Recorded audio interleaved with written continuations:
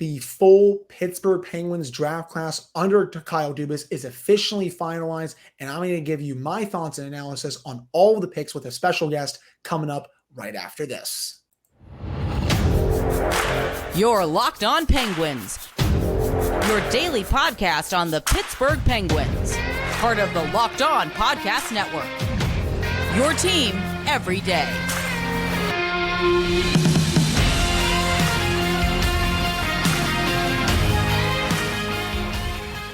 Hello, welcome back to another episode of the Locked On Penguins podcast. I am your host, Hunter Hodes. Remember to follow me on Twitter at Hunter Hodes. Follow the show's Twitter at LO_Penguins. And of course, thank you all so much for making this your first listen / watch of the day. We are free and available on all platforms. This episode is brought to you by eBay Motors, a championship team. It's all about each player becoming a perfect fit. And the same is with your vehicle. So for parts that fit, head to eBay Motors and look for the green check. Stay in the game with eBay Guaranteed Fit, ebaymotors.com. Let's ride. eBay Guaranteed Fit, only available to U.S. customers. Eligible items only. Exclusions apply.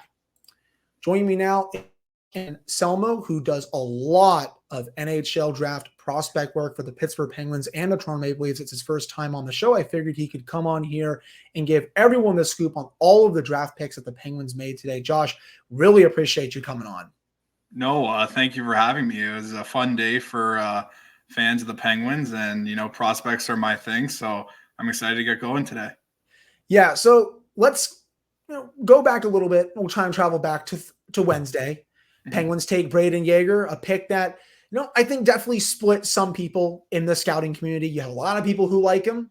You have a lot of people who think there's still a lot of room for him to grow. I kind of fall in the middle. I think he has a top 3 to 5 shot in this class. I think he can definitely make it to the Penguins. I'm probably thinking in the next 3 years, maybe, but I'm just not sure if he's going to stick at center considering his defensive work or if he's maybe going to move to a wing. Josh, I know you're really high on him. What did you think of the pick?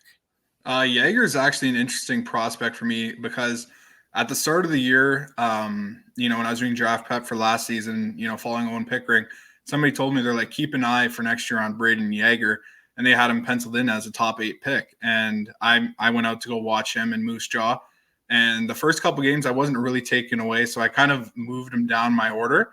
And then over the season, I kind of got a chance. I ran into him when he was playing Pickering again because I was following the Swift Current Broncos last year. And he really changed his game from when I saw at the start. And, I went back. I'm like, okay, you never want to watch a guy once and take your notes from that. So I followed him throughout the year. And just over the year, I really fell in love with his game. And then it wasn't until I was speaking to a friend who's also in the scouting community. And he said, one thing about Brayden Yager is you look at him, and he is one guy that you can slot in on anywhere on an NHL lineup. Like he could be your first line center to if you want to put him on the wing, your third line right winger. So I looked at that. I saw the shot. The shot's elite. It's a top class shot. It's right up there with some of the best in the draft.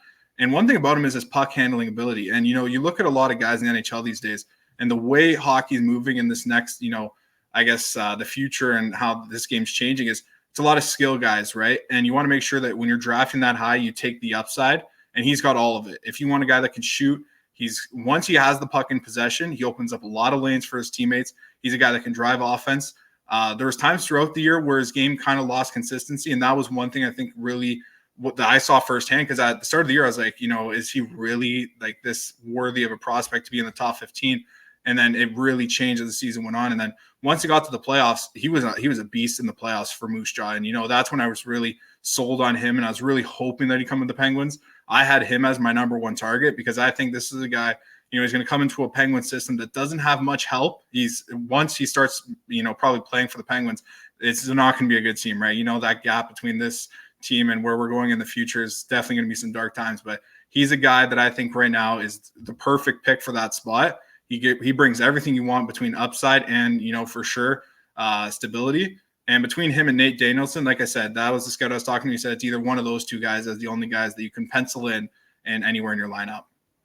Yeah, and Danielson went, even before Yeager. That was pretty – I actually had Danielson going a little later than the Penguins. I thought he was going to be available, him and Simashev, to be honest. I was stunned that they both went before Yeager. But, that's just how the board falls sometimes. But You did mention Yeager's a really good playmaker, had 25 more assists this year, Josh. So he did work on other aspects of his game.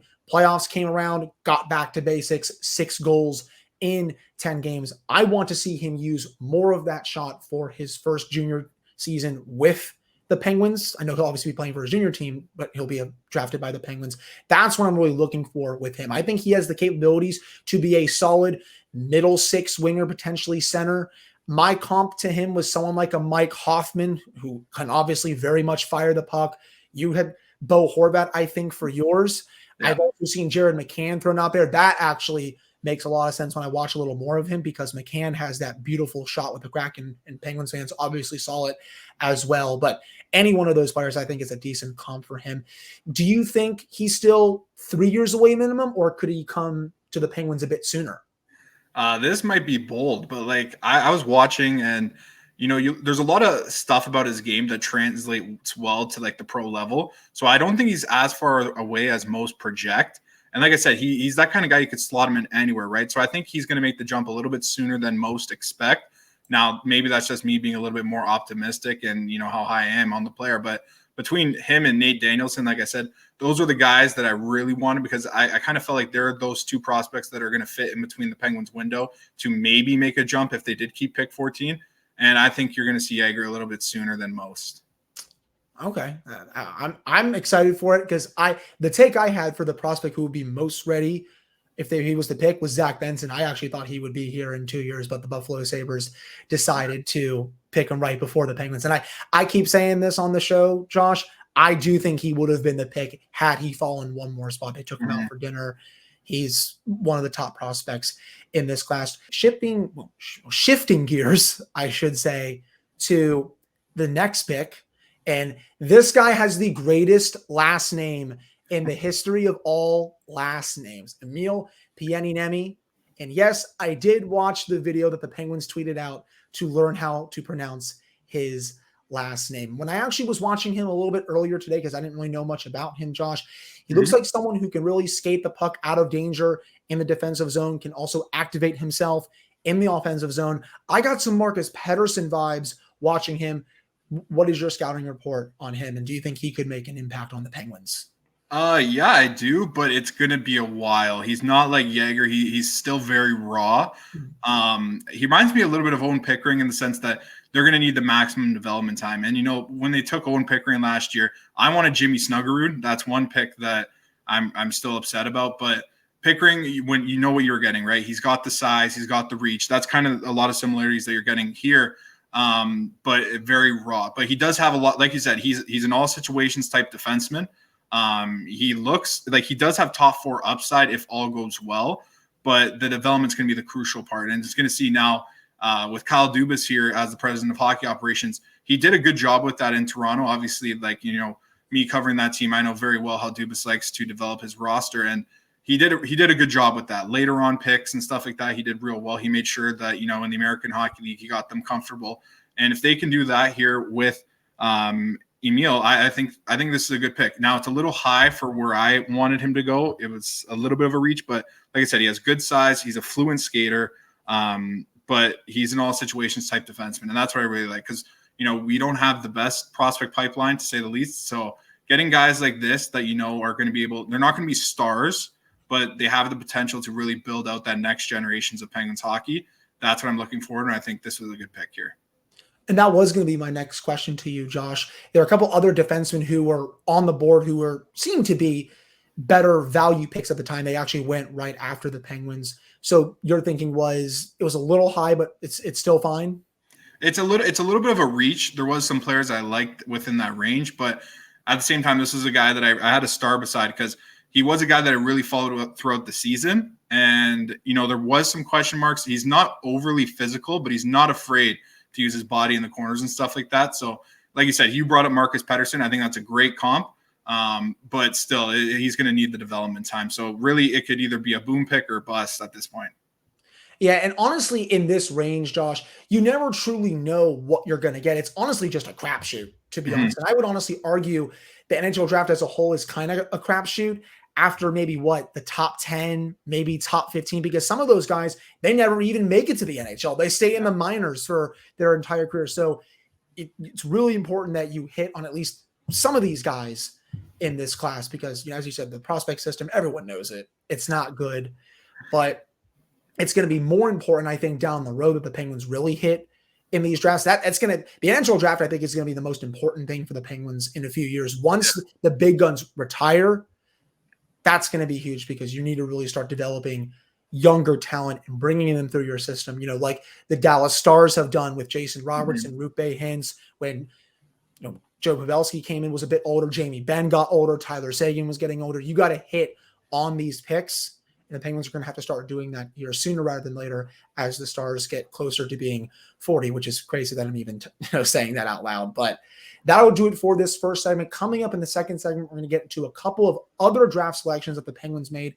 and we'll get Josh's thoughts on those. But before we get to that, we do have to discuss AG1, the daily foundational nutrition supplement that supports whole body health. I gave it a try because I wasn't really feeling it at times in the morning. I would wake up really tired, but it tastes really good. That's the thing. It honestly, you can get it in a whole bunch of different flavors, and it wakes you up right away, and you can just go on with your day and have all of this energy. All great athletes have one thing in common: they take care of their bodies, and a huge part of that starts with optimizing whole body health. A lot of them also drink AG1, and it's why I'm a huge fan. With every daily serving, I'm setting myself up for success with 75 high quality ingredients that give me key daily nutrients and support energy, focus, strength, and clarity. It's a micro habit that delivers macro benefits and helps just about everybody take great care of their health every single day. I also like that it costs less than $3 a day. That's pretty good. If you ask me, it's a really effective daily habit with high quality source ingredients. Win-win in my book. If a comprehensive solution is what you need for your supplement routine, then try AG1 and get a free 1-year supply of vitamin D and 5 free AG1 travel packs with your first purchase. Go to drinkag1.com/NHL Network. One more time, that's drinkag1.com/NHL Network. Check it out. And we're back here on this episode of the Locked On Penguins podcast. I'm Hunter Hodes, joined by Josh Anselmo. So, Josh, let's get into a player now that I'm actually pretty intrigued about, and that is Mikhail Ilyin, a Russian player who the Penguins took in the mid-rounds today. A player who I think has a little bit of upside after watching some of his film after the pick. He looks like a really nice playmaker. A few instances that I watched, it looks like he has eyes in the back of his head when he's in the offensive zone. I saw him fire the puck cross ice, just no look passes. I'm like, wow, those were some beautiful plays. What do you think of that pick? It's definitely a Kyle Dubas pick. Going back to his time in Toronto, he kind of loved these kind of prospects, the high upside, shoot for the stars late in the draft. They got him at pick 142. So, you're not paying much when you take a shot on a guy like that.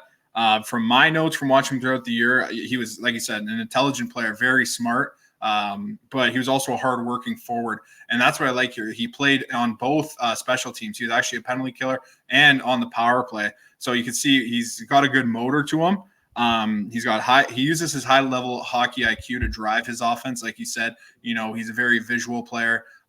He doesn't make a lot of mistakes defensively, but also he's not really gonna take your team to the next level himself. He's more of that piece that I think eventually, if he does make the NHL, he's going to be more of a top 9 kind of guy. I don't think you're going to see him on the fourth line because he's got more of an offensive skill set to his game.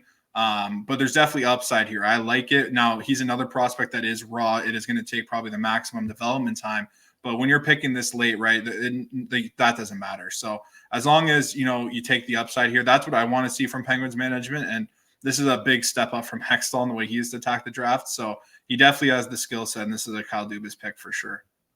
Yeah, he played a little bit in the KHL this season, 21 games, 2 points. A couple of people got a little nervous about that, Josh, but I think people have to remember Russian coaches are very stingy when it comes to playing younger players. That's just how it is. You're not, unless you're Matvei Michkov, who is one of the best Russian prospects in recent memory, you're probably not going to get that much playing time as a really young player. But on his junior team, Josh, he was really good. 26 points in 28 games. So he has the playmaking ability. He has the goal scoring ability. I'm curious to see how he develops, but he's probably not going to be, over in North America for what, 4 to 5 years, maybe longer, It's you gonna be a thinking? while. Okay. That makes sense, at least on that. Moving on to the next pick that the Penguins made, Cooper Foster. And is this the most Kyle Dubas pick of all time, considering that he comes from his hometown, plays the style that Dubas likes, and all that other stuff? Definitely. I heard a lot about Cooper Foster even before he made it to the OHL. Obviously, I'm more Ontario based. So, Sault Ste. Marie, that's obviously how I know my stuff with Kyle. And he was talked about as one of the next up and coming guys from that area. Goes to the Ottawa 67s. Now, I really like this pick for a few reasons. Now, if you watch the OHL, you know the Ottawa 67s were a powerhouse this season, and they had a lot of their guys already set up from previous years. And obviously, when you're kind of on that fringe spot, you're not really part of the key contributing guys. You fall a little bit, your role gets lessened. But next season, this is a guy that I'm willing to go on the limb for and say that he is going to have a better season next year. He's got good speed. He's a speed-driven forward. He's got strong puck handling ability. And even though he was on such a stacked team with limited ice time, in 63 games, he had 19 goals and 17 assists for 36 points. So, the offensive upside is definitely there. Especially for where you got him at 174. So this is a guy that I'm looking at next year. This is an under the radar kind of tinkering move that, he's another prospect that's going to need more time, but I like this move. And I think next year you're really going to get the full gist of it. Do you think he's ever going to come out of the OHL, or is he just going to be there for a little bit? He's going to be a guy that I'm going to watch for Wilkes-Barre. Now, maybe not to make the team originally, but to come up maybe at the end of the season as soon as next year if all goes well. The OHL, it's an interesting league because it's a high-scoring league. So we haven't really had a lot of OHL prospects here in Pittsburgh in a while. So it's going to be interesting to see now with Dubas. We're starting to see a whole, like, you're getting the full Dubas effect with bringing in all the talent from Ontario and guys like Evan Vierling and Avery Hayes. So he's going to be a guy that I'm going to watch for Wilkes-Barre at the end of next season. If he does well in Ottawa next year, I think he's a guy that we can maybe see get at least a chance in the AHL, like come playoff time. Well, we all know Wilkes-Barre is starving for talent. They were not good this past season. They haven't been good, honestly, the past couple of seasons. Yeah. And I think it's been a priority of the new management staff and Mike Sullivan to get Wilkes-Barre back to being competitive, because even when the Penguins were winning cups, even, it was 5-6 years ago, Wilkes-Barre was still making the playoffs. But since then, they've kind of fallen off a little bit. They got to get that team back up and running. A couple other players to get to here before we go to a commercial break. Josh, Emil Jarventie, another Finnish for the Penguins, and their Finnish guys. They love taking the Finns. But he played pretty good in one of the Finnish leagues this season for his U20 league, 19 points in 21 games. And the under-18 World Junior Championship had 3 goals, 6 points in 5 games. So the Penguins, I think, are going for someone who has playmaking ability, goal-scoring ability, high upside. What do you make of that pick? This has steel written all over it. When I saw this pick, I lost it because initially in my top 100, I have Emil Jarventie as the number 73 prospect in the whole draft. And, at the time that was a little bit rich compared to some consensuses, but I just loved his vision, and I put that in my elite category, and his quick release, it blends well together. And, for a guy to fall this far, I certainly did not see that coming. Even this morning, I was talking to one of my friends who also does draft work, and we're like, is this guy really going to fall out of the draft? And once I saw it, because Pittsburgh was taking a long time with this pick, the clock was going and going, and I was like, hey, who are they going to go with here? Because there's a lot of good options still. And when I saw Emil Jarventie, I was like, okay, this is awesome for a 7th round pick. To me, this is a steal. This is a guy that it's going to be a while, but for that next phase of Penguins hockey, when there's not going to be there's no competition in the system right now in terms of prospects, he's going to be able to take his time to develop. This is a good organization for, a player like this, because we have a lot of, how to describe it? We have a lot of, I wouldn't say locked, our future is going to be dark. There's going to be a lot of freedom. He's going to step right in. He's a top 6 player for me. So, he's not going into a team that's already loaded with prospects where his spot's going to be tough to crack. He's going to get his time. This is a Kyle Dubas type guy. The skill's off the charts. Now, there is some work in the defensive zone and stuff like that, but as he matures, this is a player that I think we're going to get used to, and I think we're going to like a lot as Penguin fans in a few years.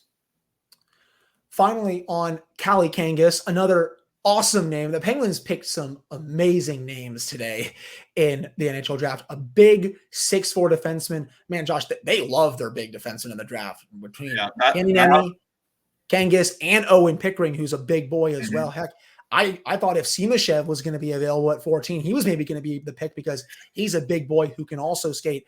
What do you make of that pick? It's interesting because you kind of look at these picks and there's definitely some Kyle Dubas traits to these, as I've seen in Toronto, but it also kind of feels like these are still Hextall's boys making these picks because, Hextall, like Owen Pickering last year, I was really surprised. I didn't think that was the guy Pittsburgh was going to go with.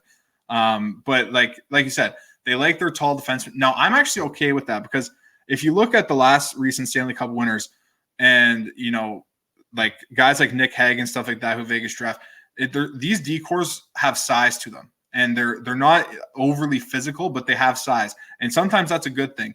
And the Penguins prospect pipeline is raw. There's not very much going there, and taking a guy like this in the 7th round in Cali Kangas, it's shooting for upside. Now, I did have him marked down as more of the defensive type, who he does cut down opposition attacks using his stick well. He's good at breaking up opposition chances on the rush, which is good. That's going to translate well to the North American style. But it's not one that I'm going to be writing down and watching and, for a few years. I think this is a 7th round pick, but also it's not a bad one. It's a safe one. But it's just the ceiling's low, but the floor is quite high. So I'm okay with it. I probably would have went a different option, a different route here. There's guys like Matthew Soto, who I think would have been a better fit here, but still, I like this pick. And I think the whole draft overall, I would have gave it a B+. That was going to be my next question. So you just answered that right there before we went to a commercial break. I would personally give it, I think a B-. I would have liked to see them maybe go for a Gabe Perreault and Oliver Moore, someone like that with the number 14 pick. But I think I can get behind Braden Yeager, and he looks like a very easy kid to root for with how confident he is. He was beaming with just how happy he was when he was picking, and then all these other players really excited about that as well. Coming up in the final segment, we're going to get into a player that was kind of thrown under the radar last week when Kyle Dubas signed him to a 2-year contract with Wilkes-Barre. Josh, I think, knows who that is because he played in the OHL. We're going to get into that, plus a little bit more draft-related content coming up right after this break. All right, we're back here in this episode of the Locked On Penguins podcast. Remember to follow me on Twitter at Hunter Hodes. Follow the show's Twitter at LO_Penguins. So, Josh, you sent me this right when it was put out there, and then I saw the press release. Wilkes-Barre signed Avery Hayes of the OHL. Career high 43 goals this past season, split between Hamilton and Peterborough. And then he also led the Pete's, with 12 goals during this year's playoff run. Wilkes-Barre signed him to a 2-year contract and 237 career OHL games. He has 106 goals and 203 points. And in the playoffs, 54 points in 42 games. So he is a big-time player. Josh, why was this such a Dubas move? And could he actually be a call-up to the Penguins at some point this upcoming season? Oh, for sure. Now, I remember we were talking about this while the OHL season was still going on, and when Dubas officially came to Pittsburgh, I said, keep an eye on Avery Hayes, because this was a guy in Toronto that he made it very obvious that he was a fan of. He brought him to development camp. Toronto had a really tough time with contracts, and, they do have a pretty good prospect system still, despite how competitive they are, and that's thanks to Dubas. So they never really had that freedom to kind of sign him, but he was always lurking around in the shadows. And I felt like now looking at Pittsburgh's pipeline and, even thinking if you were in Dubas' shoes, what are you going to do, right? You're going to try and restock this whole organization with as much talent as you can get. And Avery Hayes, who was an overager last season with Peterborough, had a stellar season. In the Memorial Cup, for those that watched, there was a play against Kamloops when Peterborough eliminated Kamloops. He made a diving stick effort. He got beat on the play, but he made a diving stick effort, poked the puck just out. Peterborough wins the game. That's the kind of player you're going to get here. He's willing to do anything to win. He's gritty. He's not the fastest guy. He's not the greatest skater, but he can play, and he's got a lot of tangibles. I think for sure we're going to see him at some point in a Penguins uniform. He's not that far away from the pro game, I think. I think once he perfects that stride and gets a little bit quicker, then you're going to start to see him blossom a little more. But this is another player that I'm really looking forward to watching in the AHL next season. But since we're talking about Avery Hayes, I also got to bring up Evan Vierling. Vierling's another guy that they brought in just before Dubas. So credit to Wilkes-Barre management down there. But Vierling had a stellar season last year in the OHL as well with the Barrie Colts. This was a guy that I'm telling you, he has serious level skill. It's been an interesting development path for him. Obviously, some prospects have smoother transitions than some others, but he can play. And his stick handling ability, his wrist shot, he's a two-way player. He really figured it out this season in Barrie, and he was actually the second overall pick in the OHL draft, if I can remember correctly, just after Quinn and Byfield. He went ahead of guys like Cole Perfetti and Jamie Drysdale. So he's got the skill level for sure. And now that he's going to be a little bit more comfortable in Wilkes-Barre, I think this is a guy that you're also going to be seeing in the future at some time at PPG Paints Arena. I'm just glad Wilkes-Barre is getting more talent, especially with these two signings. Do you expect both to play in the top 6, bottom 6? Where do you project them to be on Wilkes-Barre? I think Avery Hayes is more of a top 9 kind of player. He could play on your fourth line for sure. That's what I like about him is he's a jack of all trades. You could put him in your top 6 if you want. He played in the top 6. That's your for Peterborough. But he can also kill penalties for you. He's got a little bit of a Brian Rust edge to him. That's what I like. He's a hard worker. He's got a good motor. For Evan Vierling, I think more of a bottom 6, but he has that third line center potential if all goes right. Like I said, he has the skill set, but this year he really transitioned his game to become a more complete player. He's not overly physical, but he does well in corners. He doesn't give up on plays, and he's got the stick handling ability that I think can really translate well to the NHL. So these are two guys that they kind of got under the radar, but I think we're going to get used to here in Pittsburgh. Sounds like a dream for Mike Sullivan, that's for sure. Overall, to wrap up now, Josh, when you look at the work the Penguins did this week with the scouting staff and in Nick Pryor, are you confident in their abilities moving forward, or do you think Kyle is going to bring his own guys in when July starts heading into next season? I'm kind of mixed on this. I think Dubas initially felt like he was going to just change everything, but I think he's going to give them a shot here. I think they had a good draft.